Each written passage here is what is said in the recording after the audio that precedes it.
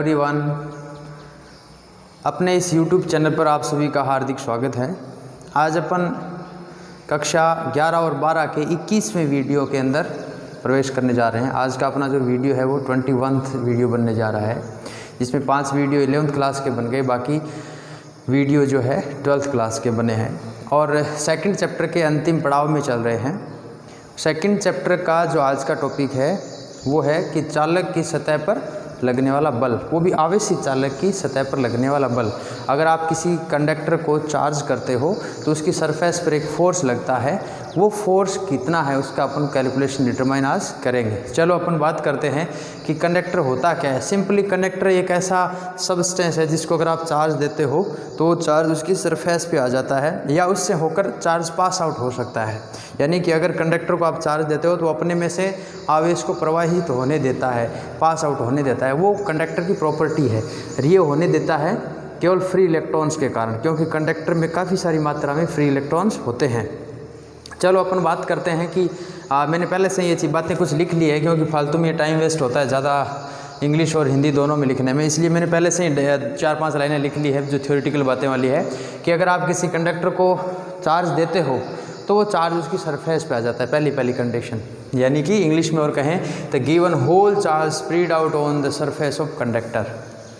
Second कि चालक के किसी छोटे भाग में उपस्थित जो आवेश है, चालक के किसी छोटे भाग जिसको अपन अल्पांश बोलते हैं, छोटा सा एलिमेंट पार्ट लें, में उपस्थित आवेश पर चालक के शेष भाग में उपस्थित आवेशों द्वारा बल लगता है। यानी कि यूँ समझो बच्चों कि ये चालक है, ये कंडक्टर है, ये कंडक्टर है, नीचे डिफाइन कर रहा हूँ, ये कंडक्टर है। और आगे आपने इसको चार्ज दिया तो ये चार्ज यहाँ आया, फिर चार्ज दिया, फिर चार्ज दिया, ये चार्ज इसकी सरफेस पे फैल गया। तो अब ये छोटा सा अगर मैं ये पार्ट की बात करूँ तो इस पार्ट में भी पॉजिटिव चार्ज है, बाकी भी पॉजिटिव चार्ज है। तो इस पार्ट जिसको अपना एलिमेंट कह रहे हैं, सरफेस एलिमेंट कह रहे हैं, सरफेस एलिमेंट या अल्पांश पर जो बाकी जो चार्ज बचा हुआ है उसके कारण इस पर रिपल्सन फोर्स लगेगा।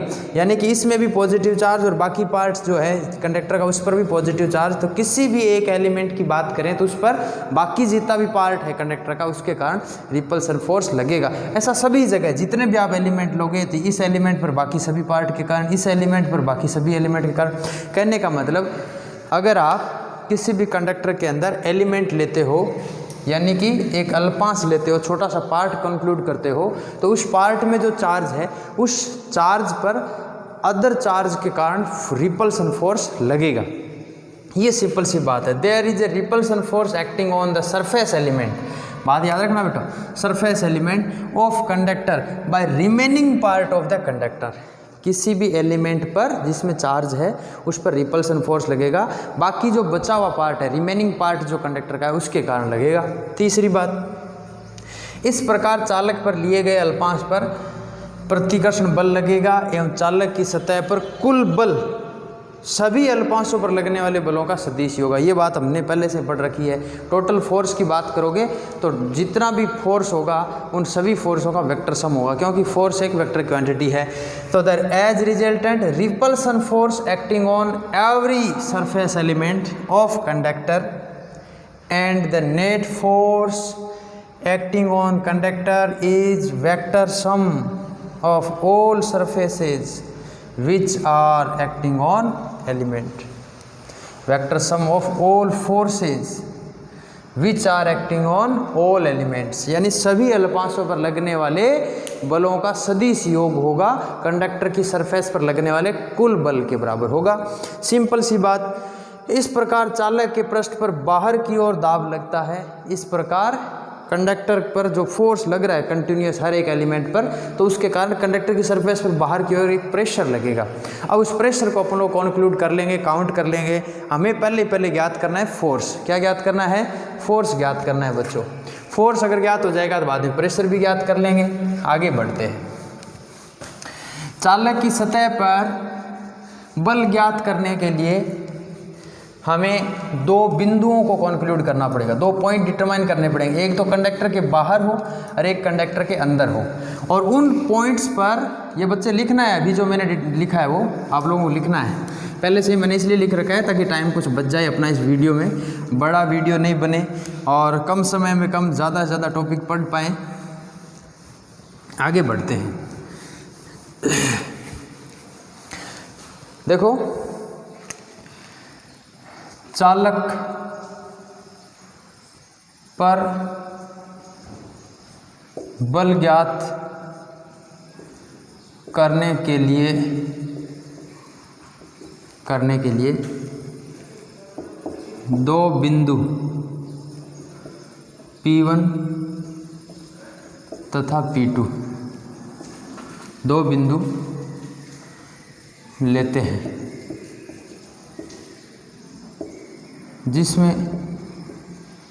जिसमें एक चालक के पृष्ठ के बाहर है व दूसरा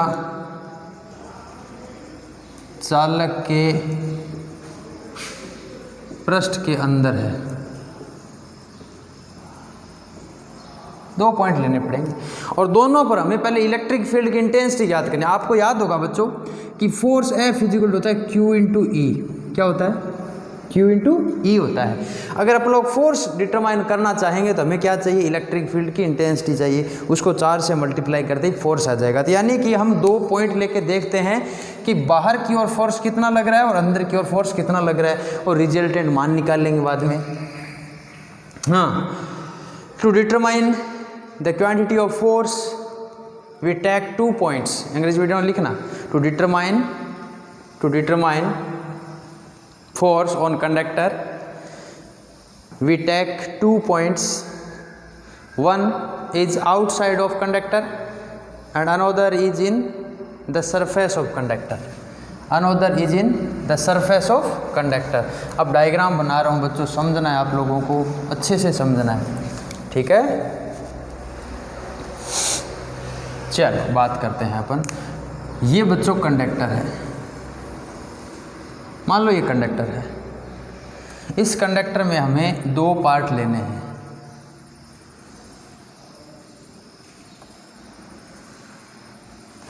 दो पार्ट हमें लेने हैं।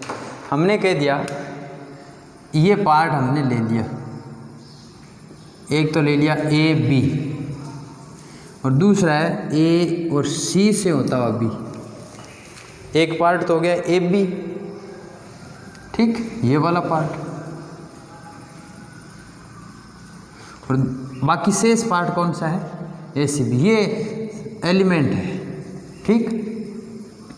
इसके बाहर एक पॉइंट ले लेते हैं P1। कौन सा पॉइंट ले लेते हैं? P1। एक ले लेते हैं अंदर। ए बी को हम अल्पांश बोल सकते हैं, सरफेस एलिमेंट बोल सकते हैं। तो जैसे अपन इसको चार्ज देंगे तो वो चार्ज सारा का सारा इसके सरफेस पे आ जाएगा, अंदर नहीं जाएगा, क्योंकि कंडक्टर है और कंडक्टर के अंदर चार्ज नहीं रहता, सारा का सारा उसके सरफेस पे आ जाता है बच्चों, ठीक। अब हम कहेंगे कि इस एलिमेंट के कारण इस पर इलेक्ट्रिक फील्ड की इंटेंसिटी कितनी है और बाकी पार्ट के कारण कितनी है। तो एलिमेंट के कारण इलेक्ट्रिक फील्ड की इंटेंसिटी बच्चों, मैं डायरेक्शन बता देता हूँ साथ में, E1 एलिमेंट के कारण कितनी है बच्चों? E1। और ACB जो पार्ट है उसके कारण कितनी होगी बच्चों? E2। AC2 के कारण E2 और AB के कारण E1। तो इसका मतलब P पर यानी P1 पर रिजल्टेड इलेक्ट्रिक फील्ड की इंटेंसिटी कितनी आ गई? E1 प्लस E2 आ गई। कितनी आ गई? E1 प्लस E2, पहला पोर्शन, ठीक है।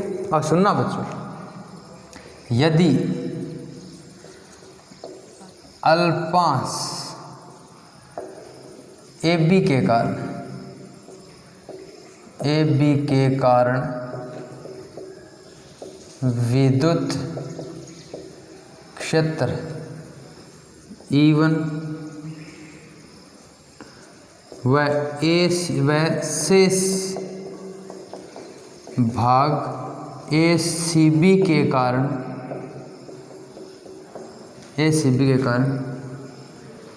E2 लें। if electric field due to surface element AB, if electric field due to surface element AB is even and remaining part due to remaining part is E2 due to remaining part question लिख देना ACB due to remaining part ACB is E2 then तब बिंदु P1 पर परिणामी विद्युत क्षेत्र। अब ये बात समझने वाली है बच्चों, पॉजिटिव चार्ज से हमेशा परीक्षण आवेश की ओर विद्युत क्षेत्र की तीव्रता होती है। पॉजिटिव चार्ज से हमेशा टेस्ट चार्ज की ओर इलेक्ट्रिक फील्ड की इंटेंसिटी होती है। तो ए बी के कारण भी इधर ही होगी और ए सी बी के कारण भी इधर ही होगी। तो दोनों की डायरेक्शन एक साइड में होने से दोनों ऐड हो जाएगा, दोनों जोड़ दी गई। इसी प्रकार सिमिलरली इसी प्रकार बिंदु P2 पर विद्युत क्षेत्र की तीव्रता क्या आ जाएगा बच्चों, EP2 आ जाएगा। अब ये बात समझने वाली है बच्चों, देखो ACB जो पार्ट है ना, ये इस पार्ट के कारण डायरेक्शन तो आएगी अंदर की ओर। किधर आएगी, अंदर की ओर। और AB के कारण डायरेक्शन किधर आएगी, इधर।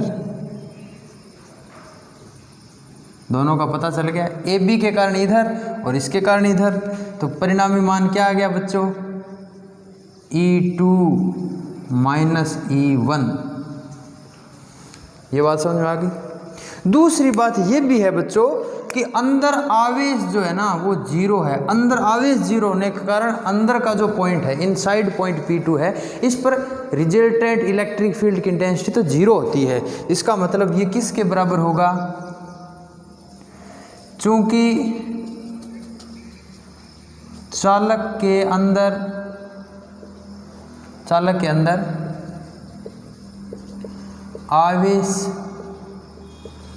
शून्य होता है। Since inside the conductor charge is zero, since inside the conductor charge is zero, therefore अतः EP2 जो होता है ना बच्चों, जिसको हमने कहा है, क्या कहा है, E2 माइनस E1 का है ना, ये किसके बराबर आएगा, जीरो के। तो विच इम्प्लाइज आपको पता चल गया होगा कि E2 जो है ना बच्चों वो E1 के बराबर है। ये समीकरण नंबर 1 कह सकते हो बच्चों आप। ये क्या कह दोगे, 2। एक को 2 पे रख दो बच्चों। इसलिए EP1 जो है ना बच्चों वो 2EP1 आएगा। अब कह दो, हम जानते हैं कि आवेशित चालक के कारण विद्युत क्षेत्र E बराबर होता है सिग्मा अपॉन एप्सिलॉन नॉट। तो विच इम्प्लाइज EP1 जो है ना बच्चों वो क्या आ जाएगा, 2 सिग्मा अपॉन एप्सिलॉन नॉट। खबर पड़ी बच्चों, समझ में आई बात। यानी कि इसके कारण इलेक्ट्रिक फील्ड की इंटेंसिटी कितनी होगी, 2 सिग्मा अपॉन एप्सिलॉन नॉट। और अंदर वाले पॉइंट पर तो जीरो है, याद रखना इस बात को। आगे बढ़ते हैं बच्चों। हाँ, अब बात समझ में आई सब लोगों को। इंग्लिश मीडियम वाले लिख सकते हो, we know that the electric field due to conductor, electric field due to conductor, electric field due to conductor. एक मिनट बच्चों, एक मिनट 1 मिनट बच्चों। EP1 का मान सिग्मा, EP1 जो होगा ना वो सिग्मा अपॉन समथिंग आएगा। E1 का जो मान होगा वो इसके बराबर आएगा। या आप कह सकते हो E2 का जो मान है ना इसके बराबर आएगा। E1 E2 से नहीं आएगा। E1 E2 तो अलग अलग बात है बच्चों। E1 E2 तो एक तो अल्पांश के कारण है और एक शेष बचे भाग के कारण है। तो कुल विद्युत क्षेत्र की तीव्रता तो EP1 है जो इस पूरे चालक के कारण है बाहर, उसका मान तो सिग्मा अपॉन एप्सिलॉन नोट होगा ना, और सिग्मा अपॉन एप्सिलॉन नोट के बराबर EP1 होगा। तो जैसे ही आप यहाँ रखोगे तो E1 का मान क्या आ जाएगा, ये 2 नीचे चला जाएगा। आगे बात समझ में, आगे बढ़ते हैं बच्चों। अब आप अगर कह दें कि अल्पांश जो है उसमें अगर चार्ज dq लें, अल्पांश जो है यदि चालक के अल्पांश में आवेश dq हो तो अल्पांश पर लगने वाला बल dF होगा। dF इक्वल टू क्या होगा बच्चों, आवेश इंटू विद्युत क्षेत्र की तीव्रता, आवेश इंटू विद्युत क्षेत्र की तीव्रता। आवेश पर कितना, आवेश के कारण विद्युत क्षेत्र की तीव्रता कितनी बताई हमने, E1 बताई थी, E1 से गुणा कर दो। E1 का मान कितना होता है बच्चों, sigma upon 2 epsilon note into dq। ये मान किसके बराबर आ गया बच्चों, dF1 कह देना इसको।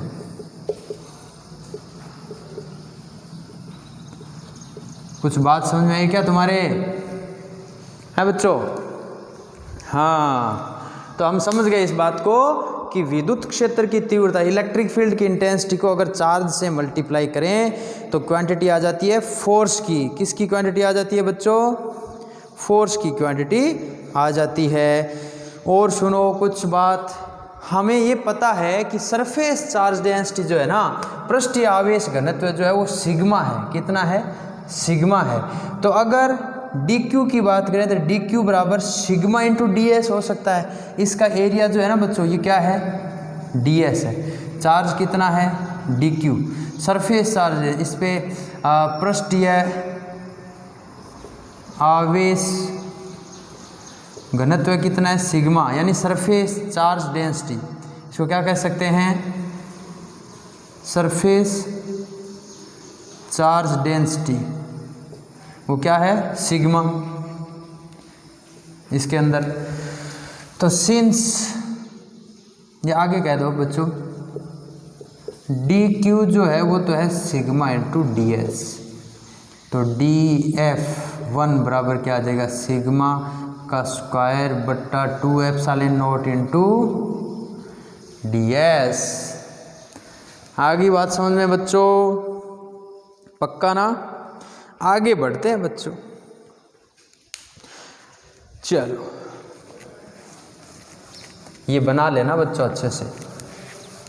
नेक्स्ट बात करते हैं अपन कि dF1 जो है, यानी इस एलिमेंट पे जो फोर्स लग रहा है वो सिग्मा स्क्वायर बटा 2 एप्सिलॉन नोट है। अगर मैं सिग्मा का ऊपर नीचे मल्टीप्लाई करूं, सॉरी एप्सिलॉन नोट का अगर ऊपर नीचे मल्टीप्लाई करूं तो एप्सिलॉन नोट बटा 2 एप्सिलॉन नोट का स्क्वायर इंटू ds आ सकता है। इसको मैं क्या कह सकता हूँ, 1/2 epsilon note E square ds कह सकता हूँ बच्चों।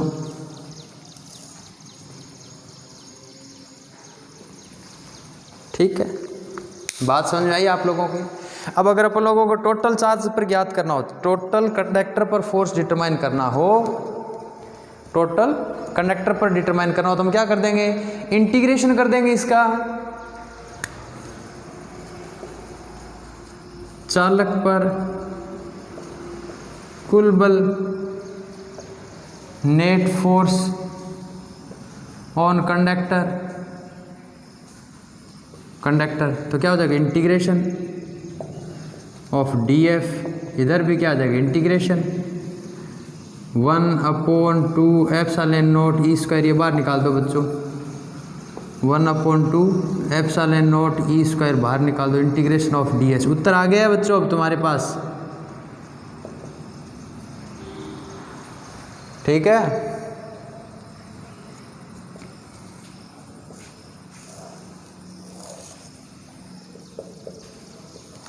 एस कर दो, एफ में भाग दे दो। फोर्स में अगर इस सरफेस का भाग लगता है तो प्रेशर आ जाता है। ये तो फोर्स का मान आ गया। अब चालक कंडक्टर जो है उसके सरफेस पर जो फोर्स लगता है बच्चों,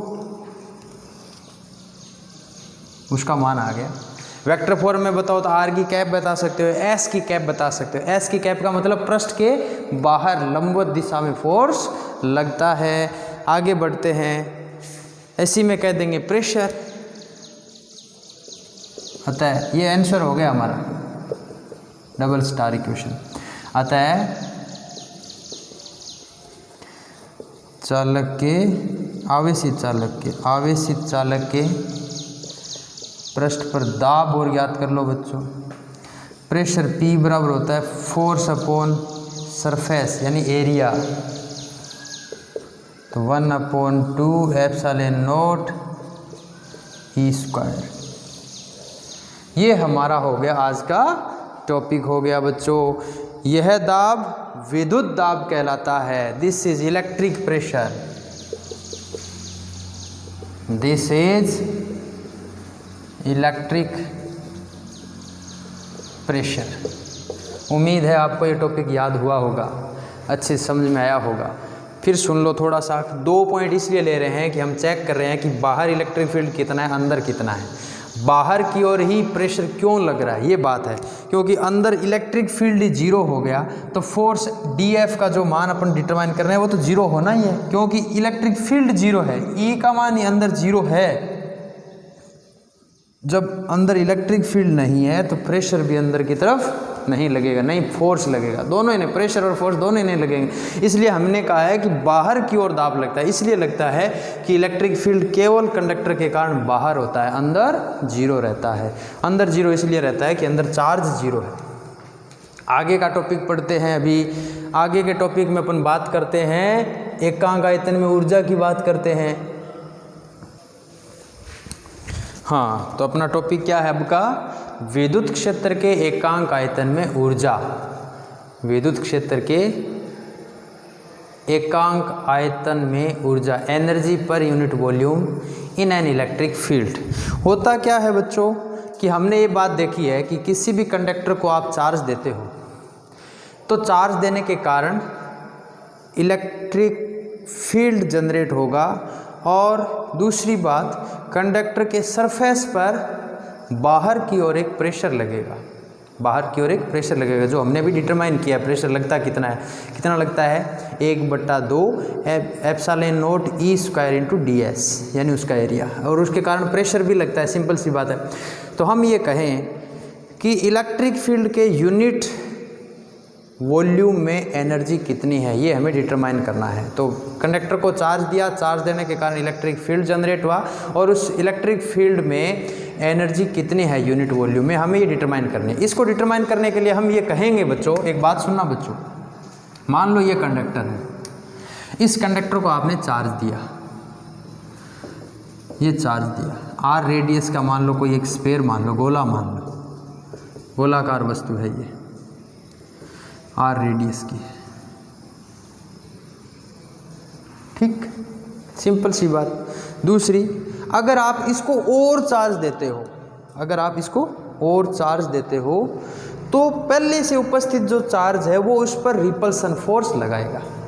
तो इस रिपल्सन फोर्स के विरुद्ध हमें कुछ वर्क करना पड़ेगा, कार्य करना पड़ेगा। आप सिंपल सी बात सुनो, अगर मैं मान लो ये पेन हाथ से ऊपर उठाना चाह रहा हूँ तो नीचे की तरफ ग्रेविटेशनल फोर्स अप्लाई हो रहा है, उस ग्रेविटेशनल फोर्स के अपोजिट डायरेक्शन में मुझे वर्क करना पड़ेगा, ये तभी ये पेन उठ पाएगा, अदरवाइज उठेगा नहीं। ऐसा ही अगर आप किसी चार्ज्ड कंडक्टर को और चार्ज देते हो तो और चार्ज देने की स्थिति में पहले से उपस्थित जो प्रेजेंट जो चार्ज है वो बाहर से देने वाले चार्ज पर रिपल्सन फोर्स लगाएगा, सिंपल सी बात है।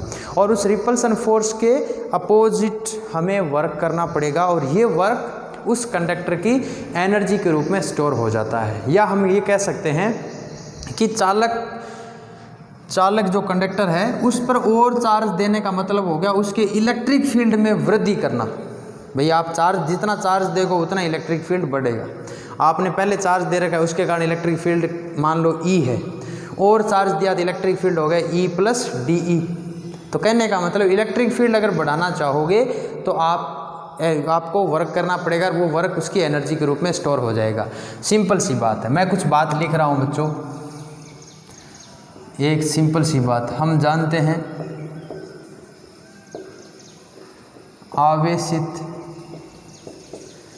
आवेशित चालक की सतह पर बाहर की ओर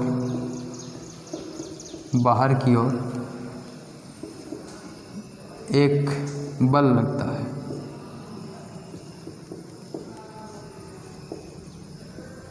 बाहर की ओर एक बल लगता है। We know that a force acting on we know that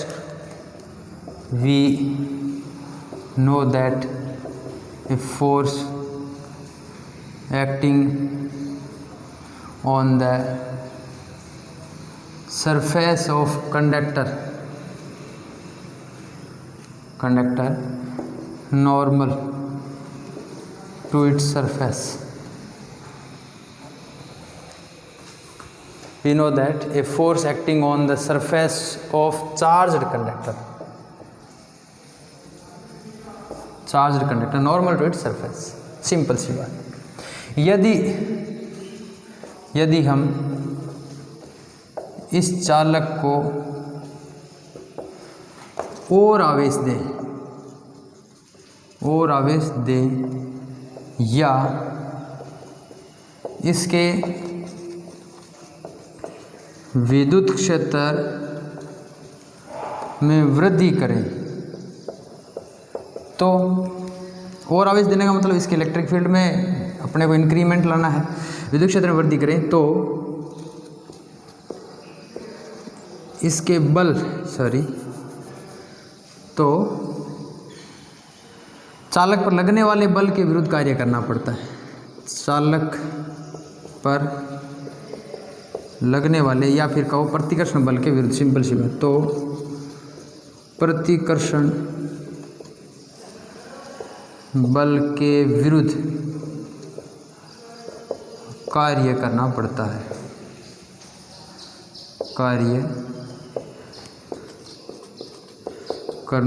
है। यह कार्य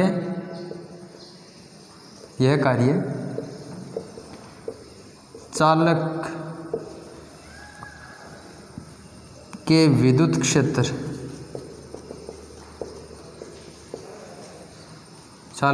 क्षेत्र की ऊर्जा के रूप में संचित हो जाता है। इतनी सी बात लिखनी है बच्चों। If we increase the electric field or give more charge to that conductor, then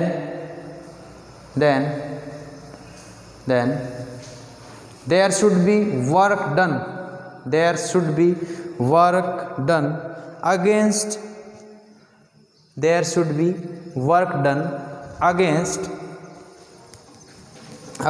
repulsion force. This work is stored as the electric field energy। Simple सी बात बच्चों, सिंपल सी। कैसी बात? अब मैं कुछ कंसीडरेशन लेके इस बात को आगे बढ़ा दूंगा।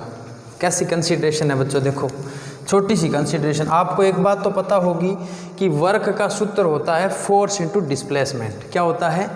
Force into displacement.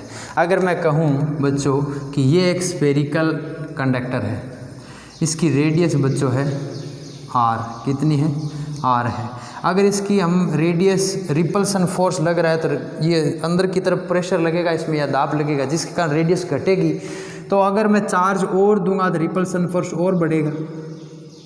तो इसकी रेडियस हो गई बच्चों r माइनस डी आर। कितनी हो गई? ये कितना पार्ट है बच्चों? D R. सुनते रहना बच्चों। ये सेंटर इसका। अब इसके अंदर की ये जो रेडियस है वो कितनी है? r minus D R. हमें ये पता है, एक बात लिख देता हूँ इसमें चलते चलते ही। यदि r त्रिज्या का एक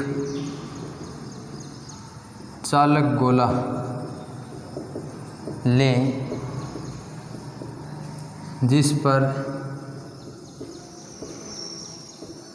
पृष्ठीय आवेश घनत्व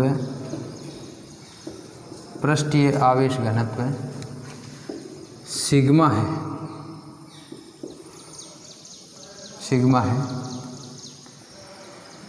और इसके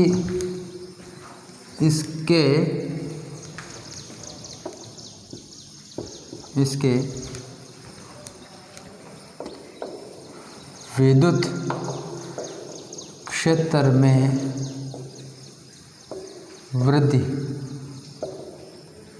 वृद्धि करने पर त्रिज्या r plus D R, r minus D R हो जाए तो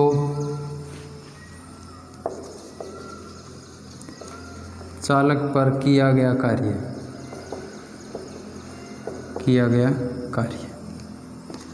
dw बराबर f डॉट डी आर। यही होगा। गोला इसलिए लिया है कि थीटा है वो 0 डिग्री रहे हर पॉइंट पर। कितना रहे बच्चों? 0 डिग्री रहे। ये बात समझ आ गई सारे?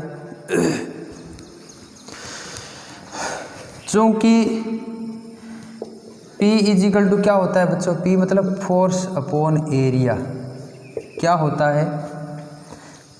P का मान कितना था हमारे पास? 1/2 एप्सिलॉन नॉट ई स्क्वायर। तो which implies F is equal to कितना आ गया बच्चों? 1/2 epsilon not e square into ए।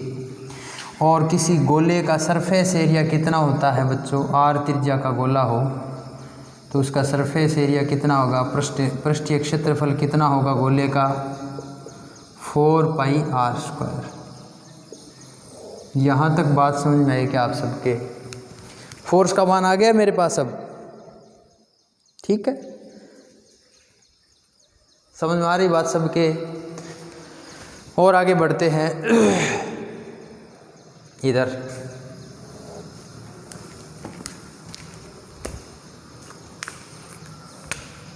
आप इसको ऐसे भी लिख सकते हो, F is equal to sigma square upon 2 epsilon not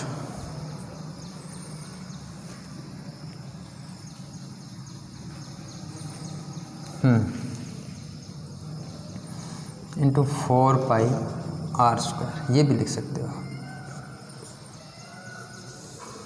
ई का मान रख दिया मैंने और कुछ नहीं किया। गोले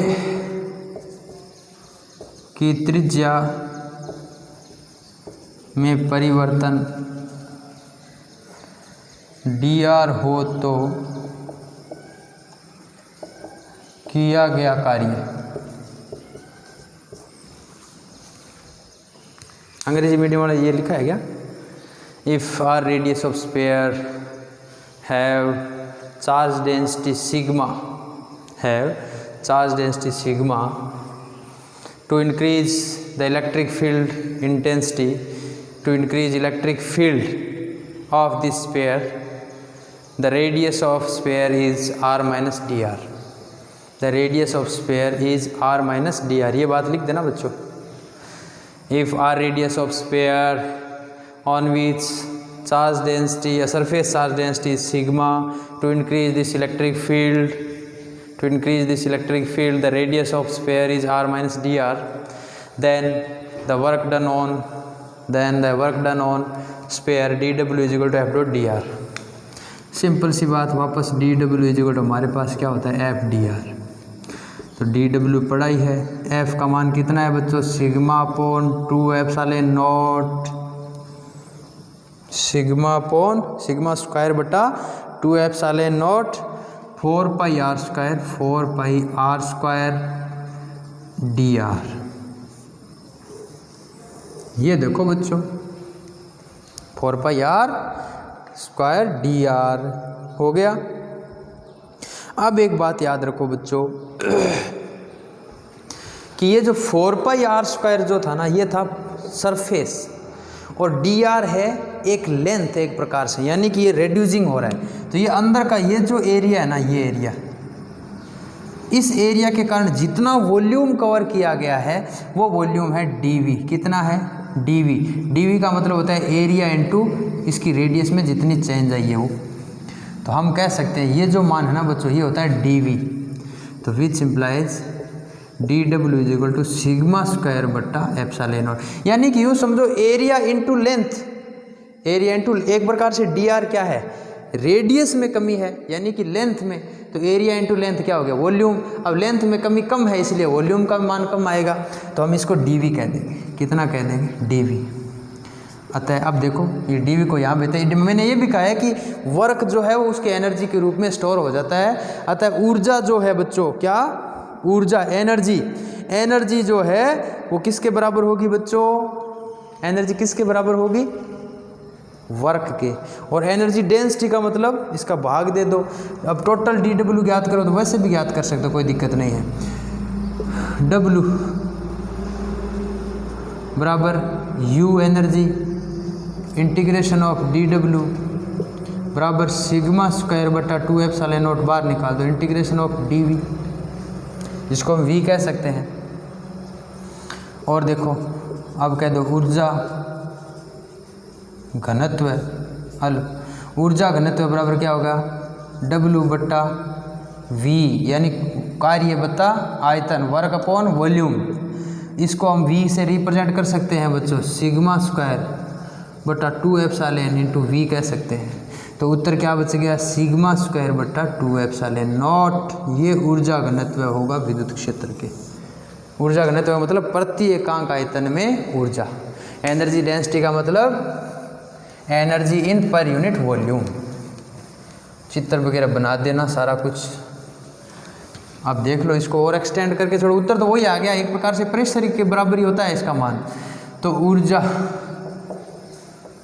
घनत्व बराबर आ गया सिग्मा स्क्वायर बट्टा 2 एप्सिलॉन नॉट, इसको अपन कह सकते हैं 1 बट्टा 2 एप्सिलॉन नॉट ई स्क्वायर।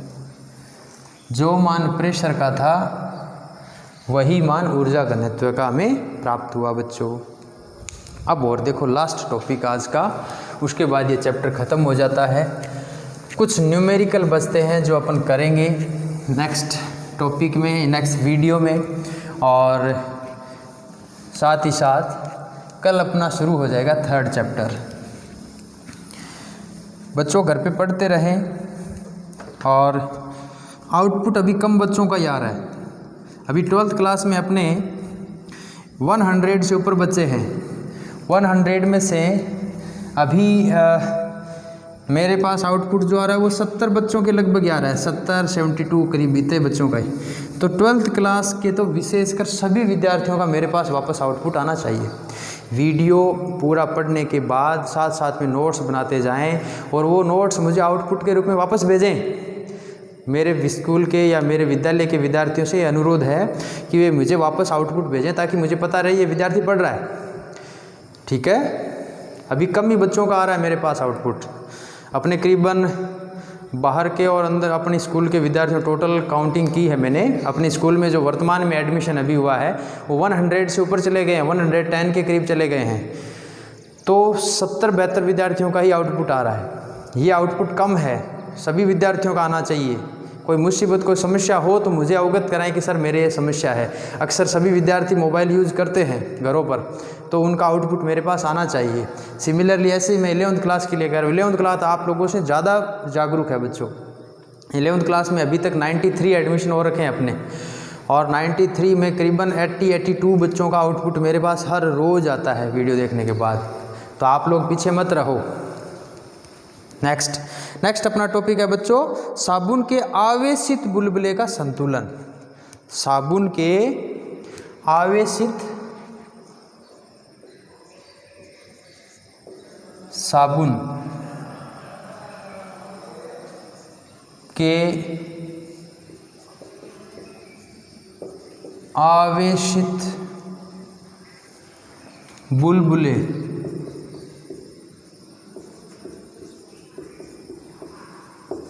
साबुन के आवेशित बुलबुले का संतुलन लास्ट टॉपिक है अपने इस चैप्टर का।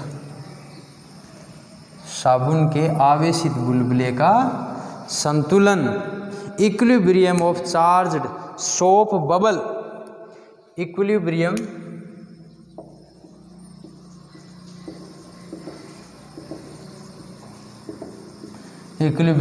ऑफ चार्ज्ड सोप बबल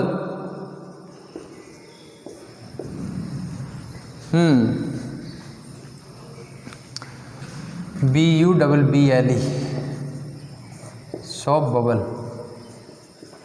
याद रखो बच्चों, होता क्या है, हमने 11वीं क्लास में एक पढ़ा था प्रेशर एक्सेस, 11वीं क्लास में पढ़ा है प्रेशर एक्सेस। साबुन के बुलबुले पर दाब आधिक्य। दाब आधिक्य का मतलब होता है कि बुलबुले के अंदर की वायु और बाहर वातावरण की वायु का जो दाब लगता है बुलबुले की सरफेस पर, उसका एक्सेस, उसमें डिफरेंस कितना है, वो कहलाता है प्रेशर एक्सेस। यानी बुलबुले के अंदर की वायु बाहर की तरफ प्रेशर लगाती है और बाहर का वातावरण उसको अंदर की तरफ प्रेशराइज करता है। तो दोनों के बीच में एक्सेस कितना है, आधिक्य किसका ज़्यादा है। अगर वो आधिक्य 40/R है तो बुलबुला अपनी संतुलन स्थिति में रहेगा। जैसे इसमें थोड़ा बहुत गड़बड़ हुआ बुलबुला फूट जाएगा। अगर अंदर का वायु का प्रेशर ज़्यादा है तो बुलबुला फूट जाएगा, बाहर की वायु का प्रेशर ज़्यादा है तो बुलबुला फूट जाएगा। तो हमारा अभी जो हमने कहा है कि चार्ज का मतलब, मान लो साबुन का बुलबुला है, हमने किसी विधि से उसको चार्ज दे दिया। चार्ज किसी भी मेथड से हो सकता है, कंडक्शन मेथड से हो सकता है और ये इंडक्शन मेथड से हो सकता है, फ्रिक्शन मेथड से हो सकता है। यानी कि आपने साबुन के बुलबुले में हाथ से लब्रिकेट किया उसको, उससे भी फ्रिक्शन फोर्स लगा वाटर और अपने हैंड के बीच में, उससे भी ऐसा चार्जिंग कंडीशन आ सकती है। तो हमारे पास क्या होता है, प्रेशर एक्सेस की बात होती है। प्रेशर एक्सेस बुलबुले का कितना होता है बच्चों, 40/R। तो हम कहते हैं कि साबुन के बुलबुले के आंतरिक जो वायु, अंदर की जो वायु है, वो बाहर की वायु से ज़्यादा प्रेशर लगाती है और इससे दाब, इसे अपन कहते हैं दाब आधिक्य। उस दाब आधिक्य को संतुलित कौन करता है, पृष्ठ तनाव संतुलित इसको करता है। हम क्या कह सकते हैं, इसमें क्या लिख सकते हैं, साबुन के बुलबुले के आंतरिक पृष्ठ पर वायु का दाब बाहरी पृष्ठ पर वायुमंडलीय दाब, बाहरी पृष्ठ पर वायुमंडलीय दाब से अधिक होता है।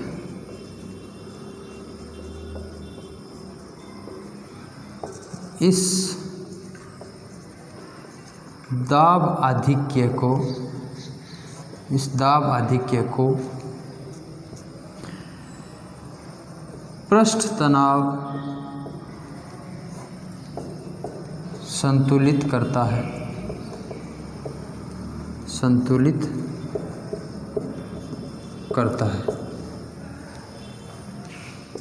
यदि R त्रिज्या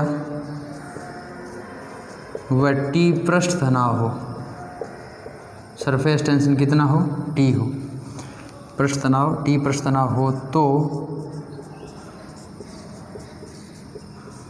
दाब आधिक्य P एक्सेस, प्रेशर एक्सेस बोलते हैं, EX प्रेशर एक्सेस क्या होता है 4T/R। ये 11th क्लास का टॉपिक है बच्चों, पूरा डेरिवेशन इसका हमने किया था। अंग्रेजी मीडियम वाले लिखिए, pressure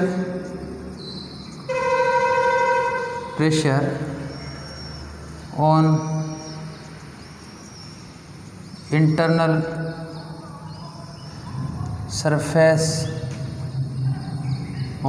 surface of bubble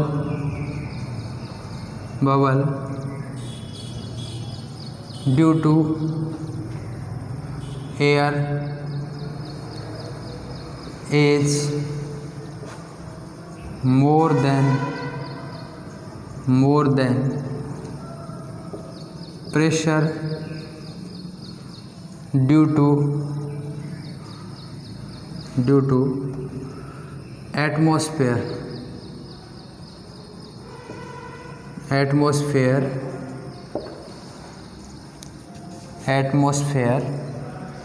on outer surface of bubble। ठीक है, pressure on internal surface of bubble, pressure on internal surface of bubble due to air is more than pressure due to atmospheric या due to atmosphere on the outer surface of bubble। Bubble के बाहर से जो pressure लग रहा है वो कम रहता है अंदर से। this pressure excess is balanced by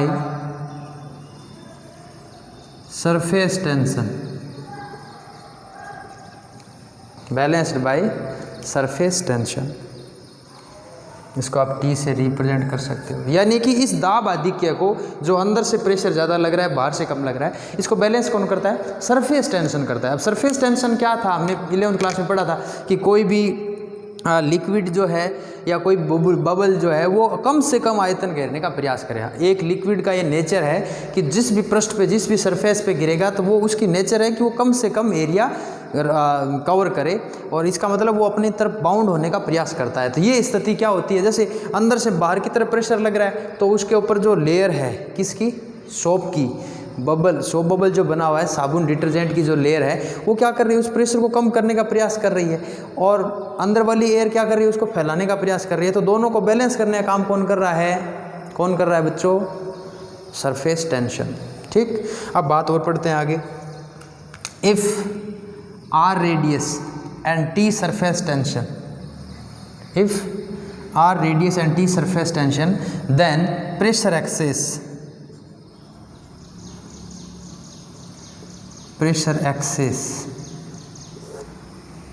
Px is equal to 40/R। अब देखो, यदि साबुन के बुलबुले को आवेशित कर दिया जाए, तो उसके पृष्ठ पर बाहर की ओर विद्युत दाब लगेगा। यदि साबुन के बुलबुले को आवेशित कर दें, क्या कर दें बच्चों? आवेशित कर दिया जाए, तो इसके पृष्ठ पर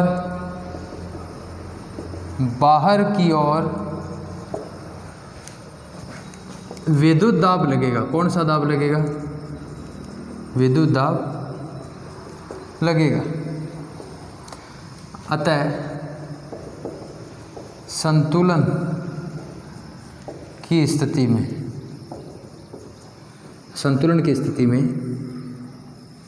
अब संतुलन की स्थिति में क्या होगा बच्चों? बुलबुले बाहर की ओर लगने का मतलब, एक तो बाहर की ओर अंदर की वायु का लग रहा है, और एक हमने बुलबुले को चार्ज कर दिया तो उसके कारण बाहर की ओर फोर्स लगेगा, प्रेशर लगेगा। तो दोनों प्रेशर जुड़ जाएंगे क्योंकि दोनों एक ही डायरेक्शन में लग रहा है। तो बुलबुले के पृष्ठ पर बाहर की ओर कुल दाब बराबर किसके हो जाएगा बच्चों? इसको संतुलित कौन कर रहा है? सरफेस टेंशन कर रहा है, 40/r। अंग्रेजी मीडियम वाले क्या लिख सकते हैं बच्चों? If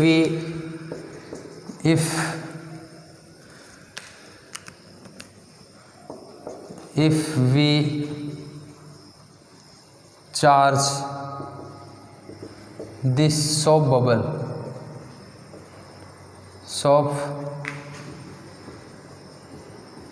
bubble then electric pressure also acting on its surface outward of its या नॉर्मल टू इट्स, ऐसे लिख सकते हो, नॉर्मल टू इट्स सरफेस। खत्म बात। देन विद्युत दाब लगेगा अतः संतुलन की स्थिति में, सिंस सच दैट, या सिंस कह दो, सिंस इन इक्विलिब्रियम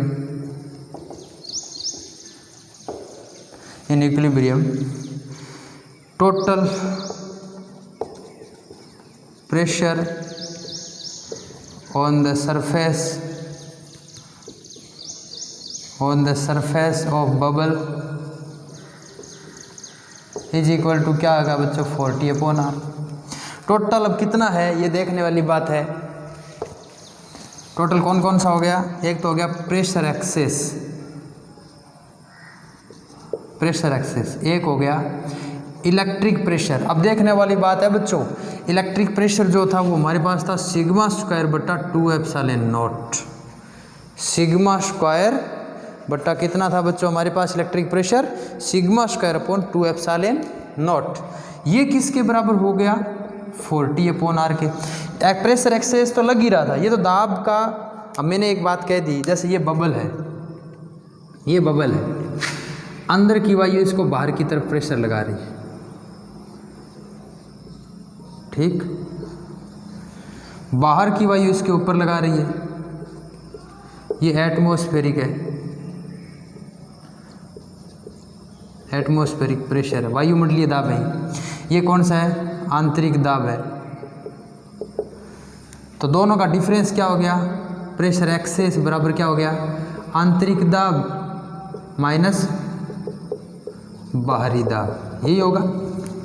और ये किसके बराबर हुआ? संतुलन की स्थिति में। अगर ये 40/r के बराबर है तो बुलबुला अपने संतुलन की स्थिति में रहेगा। अगर इससे कम ज़्यादा हो गया तो बुलबुला फूट जाएगा।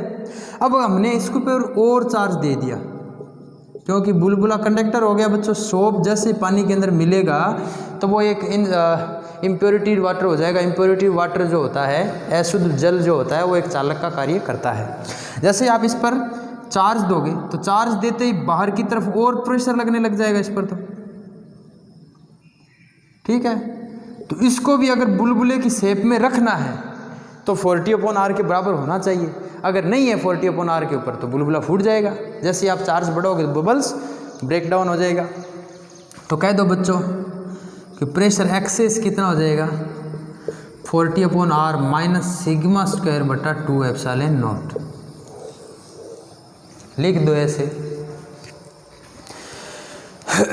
इस प्रकार बुलबुले को आवेशित करने पर, इस प्रकार बुलबुले को आवेशित करने पर एक ऐसी स्थिति आ जाएगी, एक ऐसी स्थिति आ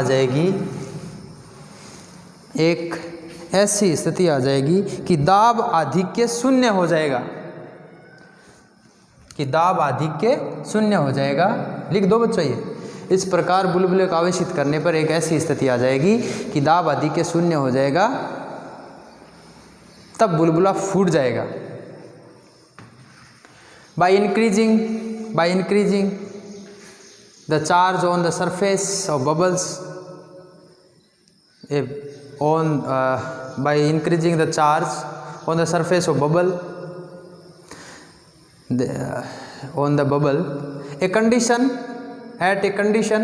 where pressure excess become zero, pressure excess become zero, then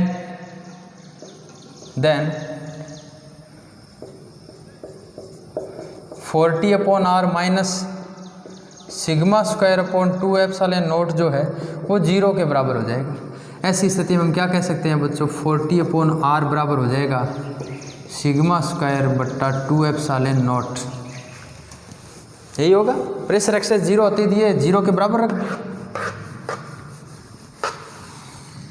which implies देखो r को इधर ले जाओ, ये सारा इधर आ जाएगा, तो r बराबर क्या आ जाएगा, एट एप्सिलॉन नॉट t बट्टा सिग्मा स्क्वायर। इस सिग्मा स्क्वायर को यहाँ ले आओ, ये ऊपर भेज दो, इसको वहाँ ले जाओ, तो r बराबर क्या आ गया बच्चों अपने पास,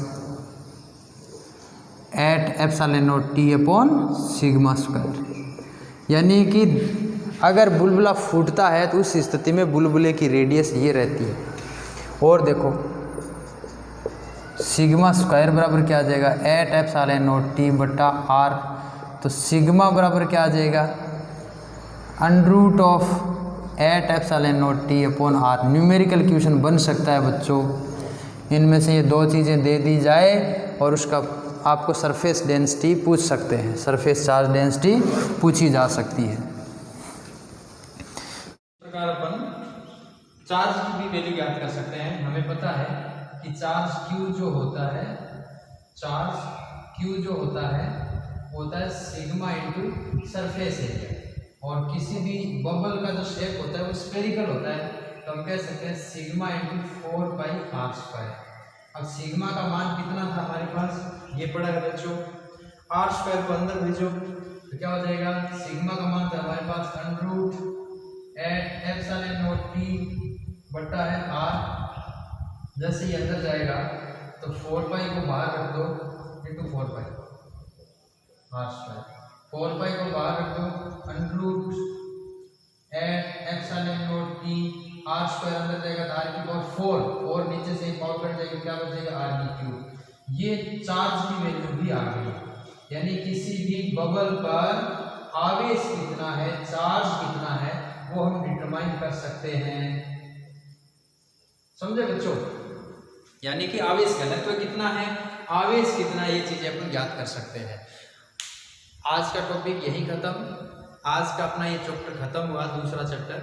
कल अपन बात करेंगे थर्ड चैप्टर की, इलेक्ट्रिक पोटेंशियल की बात करेंगे, इलेक्ट्रिक पोटेंशियल वर्क कितना है वो डिटरमाइन करेंगे। तब तक के लिए घर पर रहिए, स्वस्थ रहिए, और इस कोरोना संक्रमण काल में आप ज़्यादा से ज़्यादा ऑनलाइन पढ़ाई करते रहिए। इस चैनल को भी कई बच्चे ऐसे हैं जो शिकायत करते हैं सर मेरे पास वीडियो आया नहीं, तो अगर ये ज़रूरी नहीं है मैं